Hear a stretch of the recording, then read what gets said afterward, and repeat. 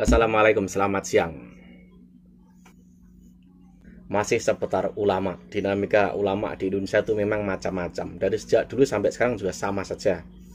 Berbagai macam. Kadang orang itu ya ada yang berpikiran untuk kalkan. Beda dengan salah satu ormas atau ormasnya, atau dia itu bagian dari ormas, tapi beda. Itu dikira musuhi. Itu dikira memusuhi, itu dikira lawannya. Padahal tidak seperti itu. Ulama itu memang harus beda di antara mereka. Beda apa? Soal sikap, perilaku, dan lain sebagainya. Karena apa? Itu demi itu sebagai rasa pertanggungjawaban, saling menegur, saling meluruskan, saling membimbing, intinya saling menjaga.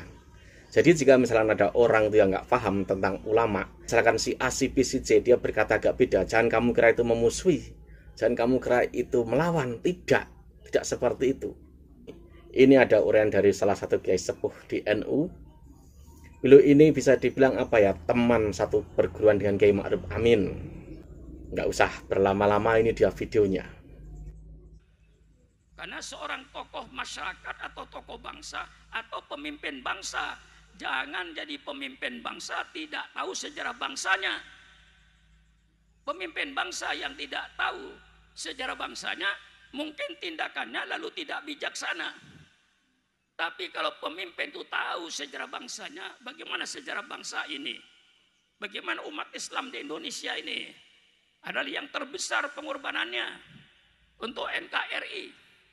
99% darahnya pahlawan itu darahnya umat Islam. Ini pengorbanan. Maka kalau saya katakan terima kasih pada Kiai Hasan Basri dan seluruh pengurusnya atas segala pengorbanannya. Tanggal 18 Agustus, Bung Hatta mengumpulkan kembali 9 orang ini. Minus Kiai Wahid Hashim, beliau pulang ke Jawa Timur kalau dianggap negara sudah beres. Diganti dengan seorang tokoh dari Sumatera. Di situ terjadi perdebatan pula. Kata satu, jangan dicabut. Ini sudah keputusan.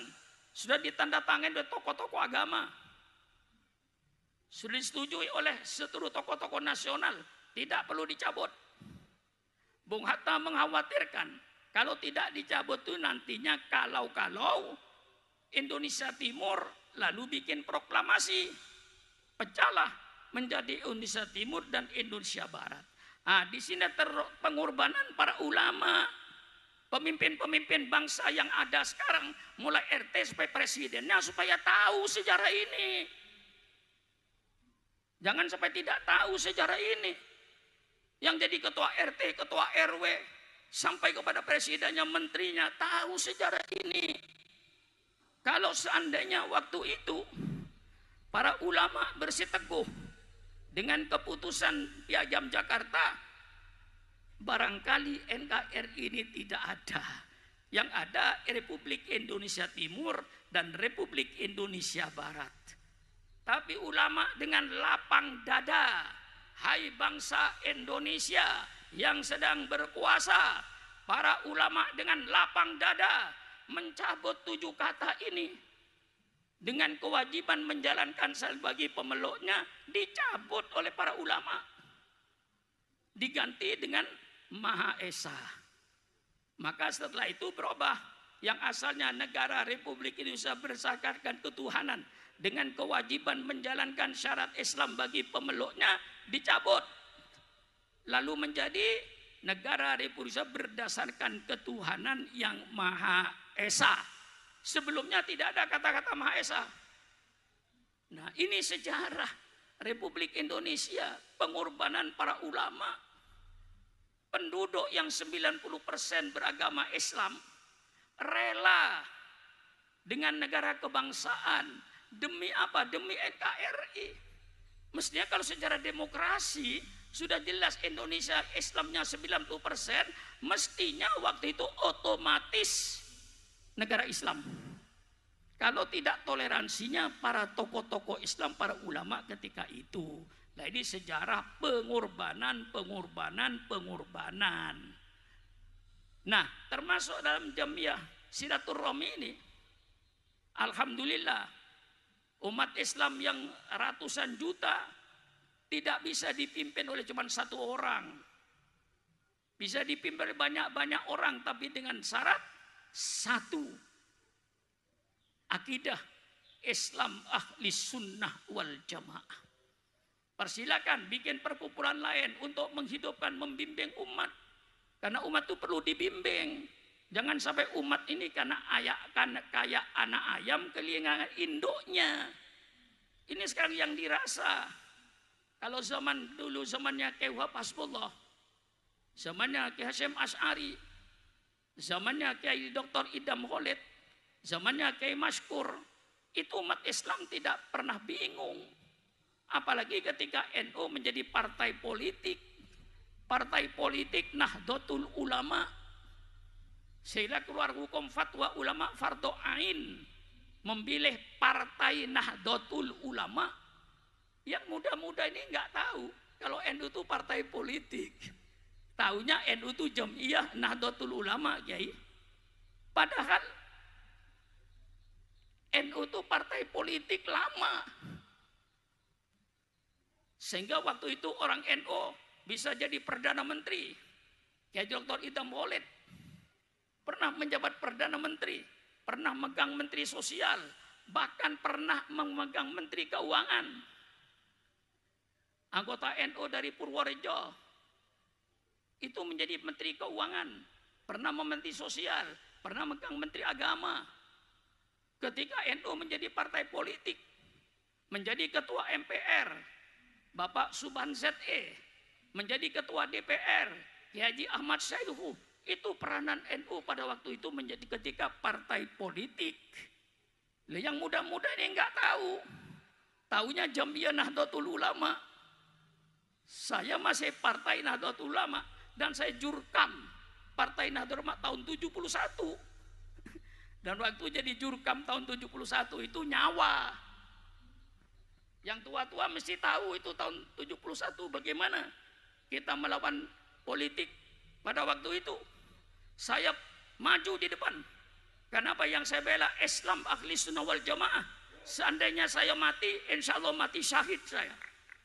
Pada waktu itu. Alhamdulillah panjangkan umur oleh Allah. Ketika itu umat Islam tidak kayak ayam kehilangan induknya. Semua Islam ahli sunnah wal jamaah bersatu. Nyoblos Nahdlatul Ulama ketika pemilihan umum. Nah, setelah NU ke Hitoh, juga pemimpin ulama tidak membingungkan umatnya, tetap dibimbing. Jamiah Nahdlatul Ulama bergerak di bidang sosial keagamaan, kemudian orang NU semuanya salurkan P3, salurkan politikmu ke P3. Masih ingat? Semuanya P3 waktu itu. Saya jurkam lagi. Masih ingat? Ketika partai P3 di Sumeneb semuanya P3. Orang NU tidak pernah bingung. Ketika pemilihan umum tidak pernah bingung. Kenapa? Pemimpinnya mengarahkan. Kemana politiknya? Ke P3. Selesai. Nah, maka kita para ulama ini jangan membingungkan umatnya. Pimpin umat ini, arahkan umat ini. Jangan sampai umat ini kayak anak ayam kehilangan induknya. Mau kemana saya dalam politik bingung. Ketika mau milih presiden bingung. Mau milih partai politik bingung. Mau milih DPR bingung. Karena tidak diarahkan. Ini saya buka kartunya. Karena saya ini orang tua. Tahu sejarah ini. Sejarah bangsa, toleransi para ulama sangat besar dalam mewujudkan NKRI ini.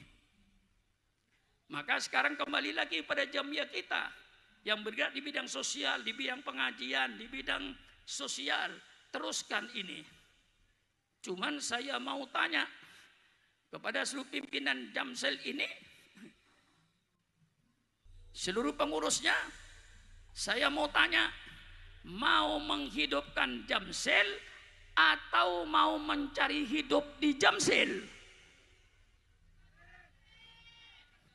Itu persoalannya. Kalau mau cari hidup di Jamsel, insya Allah Jamsel hancur. Tapi kalau semua pengurus saya mau menghidupkan Jamsel, dan saya mau membiayai Jamsel, insya Allah Jamsel hidup. Maka sekarang ini hari ulang tahun diingat. Seluruh anggota Jamsel supaya berpikiran saya harus membiayai Jamsel. Jamsel harus hidup dan saya harus menyingkirkan sebagian harta saya untuk Jamsel supaya Jamsel tidak dibiayai oleh orang lain. Supaya Jamsel tidak dibiayai oleh oligarki. Kalau Jamsel dibiayai oleh oligarki, maka dia tidak akan netral, pasti tunduk kepada yang membiayai. Betul apa tidak? Betul apa tidak? Pasti tunduk sama yang membiayai.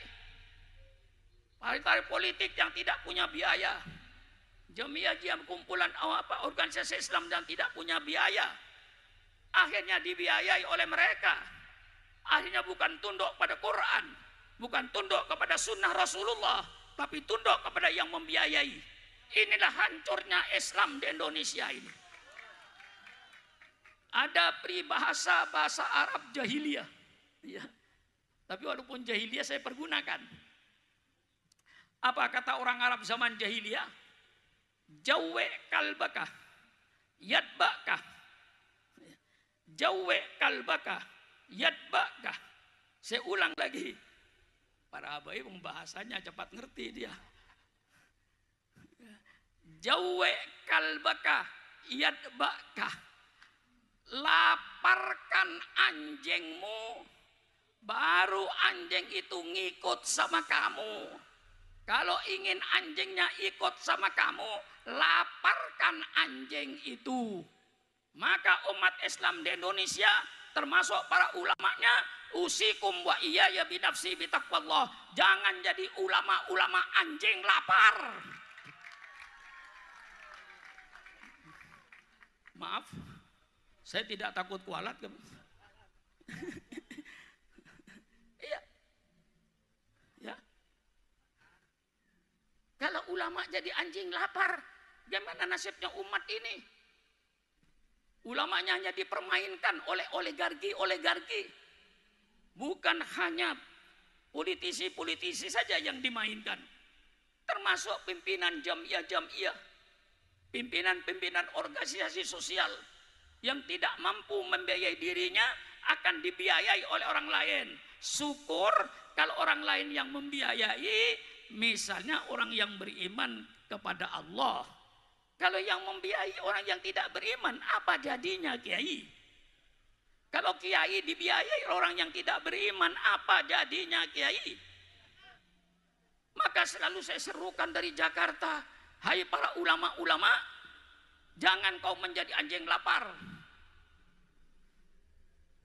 Bagaimana kira-kira? Terlalu keras? Hah? Terlalu keras? Maka Jamsel, Jamiah, Majelis Silaturahmi ini harus mampu membiayai dirinya. Kalau tidak, bubarkan aja. Tegas saya. Kalau Jamsel tidak mau membiayai dirinya sendiri, hanya menggantungkan biaya kepada orang lain, bubarkan aja, gak usah ada Jamsel. Maka kepada seluruh jemaah Jamsel di seluruh Sumeneb ini dan di Surabaya, selalu dia berkata, saya wajib membiayai Jamsel. Supaya Jamsel hidup, saya wajib membiayai Jamsel. Singkirkan sebagian hartanya untuk biaya Jamsel. Insya Allah Jamsel hidup tanpa dibiayai oleh orang luar.